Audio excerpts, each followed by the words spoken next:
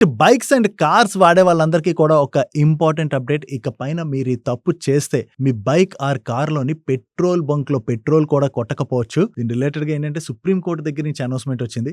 మన ఇండియాలో ప్రెజెంట్ చూసినట్లయితే చాలా వెహికల్స్‌కి వెహికల్ ఇన్స్యూరెన్స్ ఉండట్లే కదా! వెహికల్ ఇన్స్యూరెన్స్ రిలేటెడ్‌గా ఓనర్స్ నెగ్లెక్ట్ చేసేస్తున్నారు. ఓవరాల్‌గా ఉన్నటువంటి వెహికల్స్‌లోని 56% ఆఫ్ ది వెహికల్స్‌కి ఈ వెహికల్ ఇన్స్యూరెన్స్ లేకపోవడంతో ప్రమాదం జరిగిన తర్వాత వెహికల్ ఎవరినైనా గుద్ది వాళ్ళకి యాక్సిడెంట్ అయ్యి అవతల వాళ్ళకి ఏమైనా అయిందనుకోండి, వాళ్ళకి ఆ క్లెయిమ్స్ అవి రావడం అది జరగట్లేదు కదా!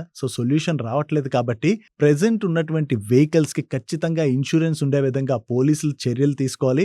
మనకి కెమెరాస్ అవి ఉన్నాయి కదా! ఈ కెమెరాస్‌తో ట్రాక్ చేసి ఎవరి దగ్గరైతే ఇన్స్యూరెన్స్ లేవో వాళ్ళ పైన పెనాల్టీ స్ట్రాంగ్‌గా విధించాలి. దీంతో పాటుగా ఇన్స్యూరెన్స్ లేనటువంటి వెహికల్స్‌కి పెట్రోల్ బంక్‌కెళ్తే పెట్రోల్ కూడా కొట్టకూడదని చెప్పి సుప్రీం కోర్ట్ ఆదేశించింది. దీంతో పాటుగా మీరు కొత్త వెహికల్ కొనుక్కుంటున్నట్లయితే థర్డ్ పార్టీ ఇన్స్యూరెన్స్ ఇస్తారు కదా! ఈ థర్డ్ పార్టీ ఇన్స్యూరెన్స్ కొత్తగా కార్స్ కొనుక్కున్నట్లయితే 4 ఇయర్స్‌కి ఇవ్వాలి. అదే కొత్త బైక్స్ కొనుక్కున్నట్లయితే 6 ఇయర్స్ వరకు ఇవ్వాలి. అప్పుడు ఎక్కువ సంవత్సరాలకి థర్డ్ పార్టీ ఇన్స్యూరెన్స్ ఉంటది కాబట్టి ఈ ప్రాబ్లమ్‌కి సొల్యూషన్ అయితే రావచ్చని చెప్పి సుప్రీం కోర్ట్ ఈ రోజు ఆదేశించడం జరిగింది గవర్నమెంట్‌ని. చూడాలి గవర్నమెంట్ దీని రిలేటెడ్‌గా ఎటువంటి డెసిషన్ తీసుకుంటదన్నది. బట్ పెట్రోల్ అది కొట్టకూడదంటే ఆడికెళ్ళిన తర్వాత దాన్ని ఎలా ట్రాక్ చేస్తారు? నిజంగా పెట్రోల్ కొట్టకుండా ఉండడం అది అవుతదా లేదా అన్నది చూడాలి. బట్ ఇన్స్యూరెన్స్ ప్రతి ఒక్క వెహికల్‌కి ఉండడం మ్యాండేటరీ. మీ వెహికల్‌కి గనుక ఇన్స్యూరెన్స్ లేకపోతే మర్చిపోకుండా తీసుకోండి.